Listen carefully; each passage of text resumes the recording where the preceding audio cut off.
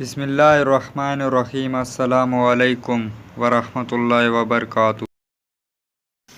رسول اللہ صلی اللہ علیہ وآلہ وسلم نے ارشاد فرمایا، قیامت کے دن میں حضرت آدم کی اولاد کا سردار ہوں گا اور سب سے پہلے میری قبر کھلے گی اور سب سے پہلے میں شفاعت کروں گا اور سب سے پہلے میری شفاعت قبول کی جائے گی۔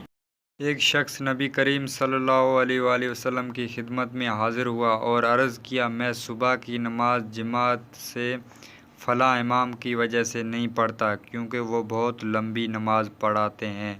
انہوں نے کہا، اس دن ان امام صاحب کو نصیحت کرنے میں نبی کریم صلی اللہ علیہ وسلم کو میں نے جتنا غصے میں دیکھا ایسا میں نے آپ کو کبھی نہیں دیکھا تھا۔ پھر نبی کریم صلی اللہ علیہ وآلہ وسلم نے فرمایا، اے لوگو، تم میں سے کچھ لوگ نماز باجماعت پڑھنے سے لوگوں کو دور کرنے والے ہیں۔